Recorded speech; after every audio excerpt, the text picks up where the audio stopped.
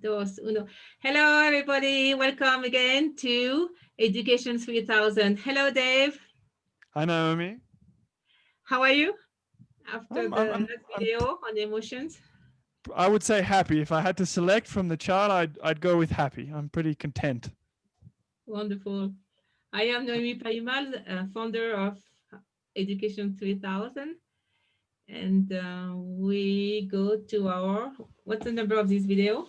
This is number 5. This is video number 5 in our P3000 series, Co-Recreating Education. What are we going to look at in this video, Naomi? Look, it's fascinating. We are going to see not 9 multiple intelligences. We are going to see 33 multiple intelligences. Our brain has so much faculties. We are going to see the collective intelligence, which is kind of a new concept and it's fascinating as well, and the holographic brain, all of that. What do you think? I'm excited. This is going to be a lot of information, so I'm going to pay close attention today And to try and remember as much as possible. 33 multiple intelligences, collective intelligence. Also, we're going to mention the holographic brain. And I remind you, the children of today and the young people, they use many of these multiple intelligence, not one or two like before or like it was said before. So pay attention because you will recognize many students and your children as well. The first book was by Thomas Armstrong and Howard Gardner. Howard Gardner put the ideas of the multiple intelligences, and Thomas Armstrong put them in the classroom. It was like instrumentalizing, put it in practice, Yep, yep. all these ideas. This is the famous one. The 9 first are very known, especially if you are a teacher. We can do a quick review. Yeah, so these first 9 intelligences: linguistic intelligence, logical mathematic, visual spatial intelligence, kinesthetic intelligence, musical intelligence, interpersonal intelligence, intrapersonal intelligence, naturalist intelligence, and spiritual intelligence. So that's the base. Interpersonal is the ability to relate with others, like social skills or how to deal with teams and stuff like that. And intra is more introvert, like you know yourself inside. And then these two authors, Armstrong and Gardner, they said the eighth one. Later on, they add up the naturalist intelligence and they add up the spiritual intelligence with the whole discussion if it is an intelligence or if it is a skill. Well, it doesn't matter, but they recognize there is something else. But it was not enough. So when we saw all the children and when we start with P3000, and that's 20 years ago, actually I wrote the book in 2006, and we already put 4 more: intelligence, intuitive, because we saw kids so empathic and so intuitive that we consider it's another intelligence. The emotional intelligence, of course, from Daniel Goleman. Practical intelligence is not enough to know something, but you have to know how to put in practice and what we do with that. And that's really an intelligence. And one called co-creative intelligence. Take all the intelligence together and co-create or produce something different with your creativity. And do you know this picture? Yeah, we talked about this We very did. talented young girl a few videos ago. What's her name? She's only 8 years old, and her name is Adara Perez. Type in the website, please, Adara with an H, Adhara. And can you see what she's reading? Yeah, she's reading a book about science and technology, right? Yeah, and about the stars and the cosmos. This is absolutely amazing. So now we are going to challenge you. What kind of intelligence does Adara Perez use? And we prepare a small video on that. She's absolutely amazing. I am a fan of her as well. Let me see. Yes, this is the videos. This is a conference she gave at the age of 8. And mind you, when she was 4 years old, she finished all the school, primary, secondary, everything. So Incredible. we have some subtitle. Just the beginning is in Spanish. Is the sound okay? Yeah, I think it's Great. pretty good. Let's see how we go. As well, we can put this video as well below in the description so you can check it out as well. It's so small.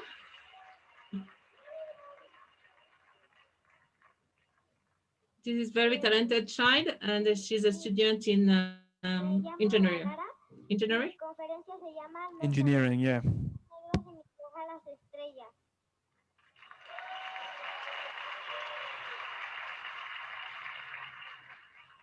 Cuando la vida me cuesta trabajo, me imagino en dónde quiero estar y me veo en la NASA, así que vale la pena intentarlo. Me gustaría platicarles un poco qué significa mi nombre. Mi nombre es una estrella de la constelación Canis Mayor. Arriba se encuentra Vincent, abajo Aldura, la estrella más hasta arriba la estrella más brillante que se llama Sirius y hasta abajo la estrella Dara. ¿Quién soy yo? Soy Adara Pérez. Tengo 8 añitos. Nací el 28 de agosto de 2011. Cuando era muy chiquita, cuando tenía 4 años terminé primaria, secundaria y la preparatoria.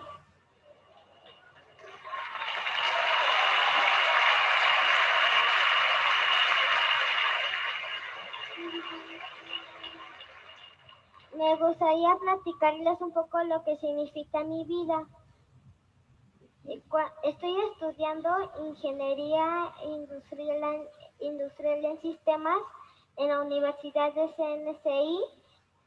También tomé cursos de ondas gravitacionales y el otro fue de astronomía observacional en la Facultad de Ciencias de la UNAM.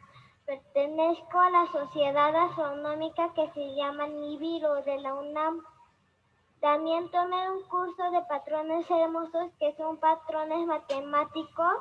Me lo impartió la Universidad de Massachusetts, aquí en México. También participé en un programa que se llama Ciencia en Zapatillas en INAOE. Eso fue lo que me motivó a estudiar ingeniería industrial en sistemas. Las mujeres sí podemos estudiar ingeniería, matemáticas y física.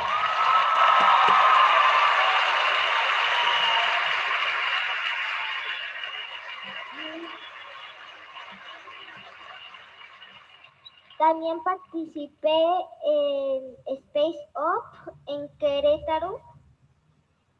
Me gustaría platicarles las personas que me motivan. Mi hermanita Renata Camila, la ingeniera Carmen Félix de la NASA, el ingeniero Guizar de la NASA, el ingeniero Santander y mi maestra, la ingeniera Jacqueline, que por ella he salido adelante y me enseña cálculo.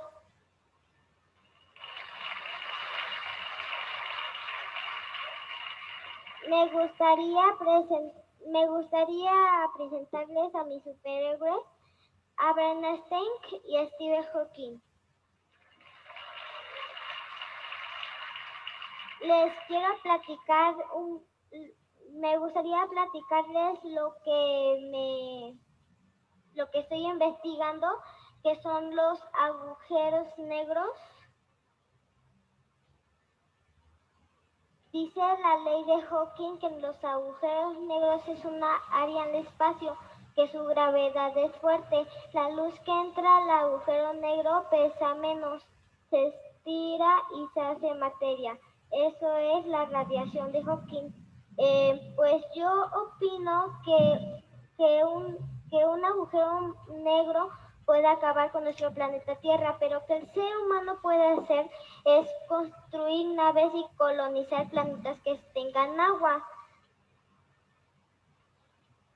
Viéndolo desde otro punto, y si imaginamos que entramos a un agujero negro y si sobrevivimos, se aplican las teorías Einstein, tiempo, espacio y universo paralelos. Imaginen que entra un agujero negro y si sobrevivo, se va a aplicar la teoría de los espejos y va a haber muchas imágenes mías. Y una de esas imágenes mías va a hablar así: hola mamá, y la otra así. Esto se debe a tiempo y espacio. También las estrellas que vemos en el espacio ya están colapsadas, pero las seguimos viendo en la Tierra. Así que el ser humano sí puede viajar por el tiempo, o más bien el ser humano está viajando por el tiempo. También imaginen que esta manzana es un agujero y este popote es un gusano. Pasa rápidamente el gusano por el agujero y sale rápidamente. Y si juntamos los nombres se va a llamar agujeros de gusano, que esos agujeros de gusano son una curvatura de espacio y tiempo. Estoy haciendo una pulsera con mi amigo para las personas con autismo, los pacientes y los pacientes en coma. Esa pulsera mide las emociones y evita que las personas con autismo, los pacientes y los pacientes en coma no convulsionen. También estoy haciendo una fórmula para viajes en el tiempo, tal vez le pueda servir a la humanidad. Yo tengo autismo, pero eso no me limita. Que pueda ser, que quiero ser, es ser astronauta, científica y estudiar astrofísica.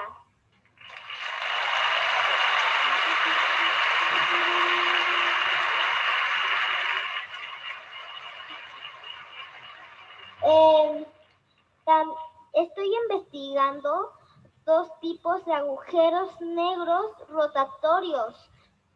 Pues este agujero negro tal vez creían que nos podíamos espaguetizar y nos podíamos hacer materia, pero los agujeros negros rotatorios grandes y muy masivos podemos viajar por el tiempo. Pero en el otro agujero negro no, también es rotatorio y es chiquito, pero en esos sí nos podemos espaguetizar. No todos los agujeros negros son iguales. Hay que investigar más sobre de esos agujeros negros y también yo estoy investigando los agujeros negros. También pues escuché que la NASA o una persona encontró un planeta con agua. Pues esos agujeros negros, les digo porque hay que investigarlos, pues porque no sabemos lo que puedan hacer y también pues tal vez estemos viajando por el tiempo. Gracias, bonita gente, por escucharme.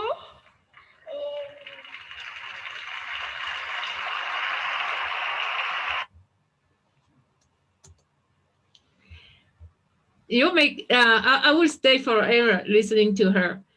I don't follow even all her ideas, and I'm old. I should understand that. She's a child prodigy. Amazing, amazing. And what's this list you've compiled here, Naomi, with more types of intelligence? Yes, that we start in researching more, to do some more investigation. Like for instance, Adara, she used so much intelligence, and even intelligence that was not listed before. See, that's why I put this video. And as well, because we shouldn't underestimate the potential of the brain, because maybe we have all Adara's capacity here, so just is not unlocked. So that's why I put the video. But listen, we did this in research with the University of Maracaibo in Venezuela, and we tried to list what else we could find. Maybe it's mixed with abilities, maybe it's mixed with different intelligence, but at least we end up with 33. Do you want to just to list them? Yeah, We invite you to investigate anyway and recognize all the capacities of the human being and throw that into education.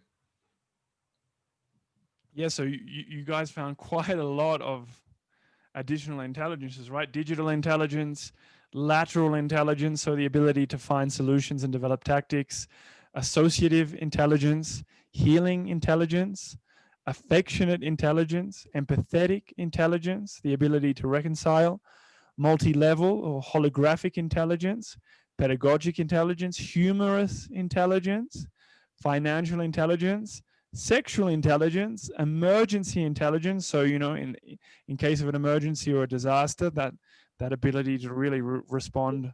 Yeah, to take care of the situation really fast. And ludic intelligence. Ludic is game, playing, to transform an information in a game. Like probably all the guys doing video games, they must have a very ludic intelligence. And the 22, if you don't know what to do with your children or students, at least laugh, at least have a good sense of humor. And this can help you and save you from many situations. And did you notice that children and young people, they have such a good sense of humor? I think that's wonderful to recognize that. I have noticed it specifically. It's incredible. And associative intelligence is you have one piece of information and then you just pull out the rest. And this is a very fast intelligence, and we saw that in the children as well. And lateral is in my favorite, and we will talk more about that because, you know, at the beginning it was critical intelligence. Remember, we critic thinking. You have to be able to critique and to resonate and find the good and the bad of something. But lateral intelligence goes further. It proposes solutions. So it's not only to criticize, but to give a solution and implement a solution and to have all the tactics to get to your goal. So this is what we need nowadays. And this is what we need to develop in all human beings. And this is extremely practical. We have a couple of more. Yeah. Yeah, so the list didn't finish there for those people who thought maybe that was, or you guys found a lot. Executive management intelligence, social intelligence, proprioceptive intelligence, so kinesthetic, intuitive. It's a combination of the intelligence of your body, of your cells, with your intuition. Like when you say follow your guts, this is proprioceptive, but proprioceptive intelligence. Yeah, that's a good explanation. Resonance intelligence, and we were also discussing this a little bit earlier, Naomi. Resonance intelligence, what's that? Where does it come from? It comes from Jose Arguelles, from the Maya knowledge or legacy, and it's like it's when you just capture an information through the vibration of this information. This is very advanced. And the Maya people, they were doing that. And you can see it in their calendar. We've also got ethical intelligence, so knowing what's right and wrong. And this is very important nowadays. And one of my favorites as well, collective intelligence. And this is very in fashion, I would say. Have you heard about it? Yeah, I've heard a little bit about it, but maybe you can tell us a little bit more, Naomi. Yeah. It starts with Rupert Sheldrake, very well known because of these morphic fields. Like all species, we have a morphic fields, like an internet, when we can connect. Like that's why all the bees, they know what to do, all the ants, they know what to do. Only the human being is not really connected to his field, but sometimes it happens. You have a brilliant idea in some part of the world or of a discovery, and at the same time, in the other end of the, the world, the same discovery is done. And this is, according to Robert Chadwick, this is due to the morphic field. We are all connected.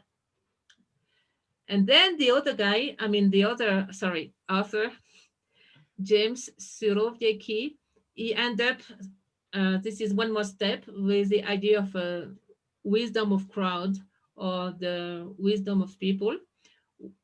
Through this collective intelligence, through the morphic field, there is as well a wisdom we are all related to. I think it's a very nice concept, because we are going toward that from a very individual society, or individualistic, maybe that's the right word. Individualistic, yep, perfect. Yeah, we go to a very more solider society, where the idea is to have more empathy, help each other, and help nature. So this is a good link. I mean, we bridge this up now, and through education and through those new researches, we can open a new way of living and a new society, which is the goal of education. The way you educate now is the society you will have tomorrow. And we better have a better society and more solidarity and more peace culture. Oh, and the last one. The holographic brain. Yeah, this is another story. We won't go too long with that, but it's from Carl Pribram. Oh, do you want to read it? Yeah, so Carl Pribram, a neurologist and neurosurgeon at the University of Chicago. He's put 3 points, or we've put 3 points from him here in the presentation. Parallel process, fast recognition of information. Information is stored associatively. So maybe you can just explain that a little bit more, Naomi, in relation. A quantum computer. The brain could do all this operation much faster and on multi-level. What I talk by multi-level is it will be like that. Can you see all those squares? Like right now, the human being will be in one square trying to find solutions, which is nice. It's a lateral thinking. But then the human brain, linked to the DNA function and linked to the pineal gland, can reach other square and other level of consciousness. That's called a multi-level brain, of multi-level approach. And we are talking now, not even knowledge, but level of consciousness. So we are a multi-level human being. And this is what you have to add up to education as well, and recognize that. And it's called meta languages. We have tools right now called meta languages, where we can deal with all those levels and help the children. Cool. Pretty cool. The fact that we can become even more conscious. It's evolution, we do need right? that, actually. And maybe that's the turn of the century, or this turn of the millennium, and the turn of everything that's happening now. If we end up with such a consciousness, actually it's a good shift for humanity. It's called a shift of consciousness. And it's all of us, as we are one species. It concerns all of us by the theory of the morphic field. Nice. And what have we got here, Naomi? Sorry to cut you off. What are we looking at here? Lots of colors. We want to be practical, because I like to, I love to investigate, and I really have a blast out of that, but we have to be practical. So we designed these 7 petal schools, and now we have several, and we will do many videos on that, I promise. And we try to consider all the multiple intelligences. Like you can see, the blue petal will go to the kinetic intelligence. We start with the first 13 first. The yellow will be linguistic intelligence, logical mathematic intelligence.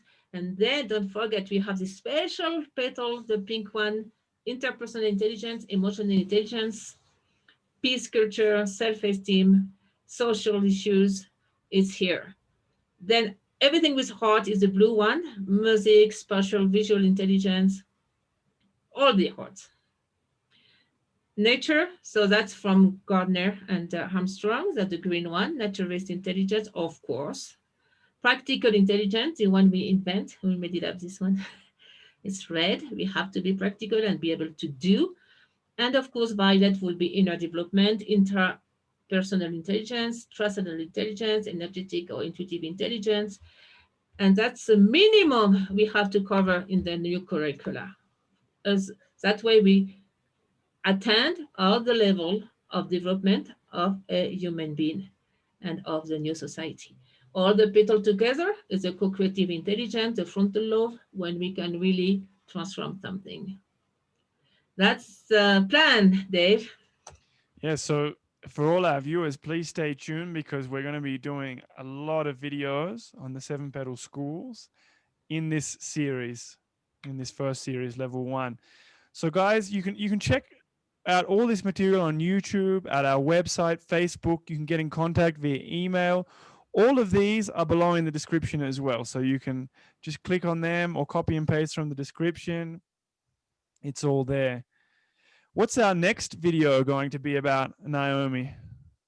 It's something very important. It's called Pygmalion effect.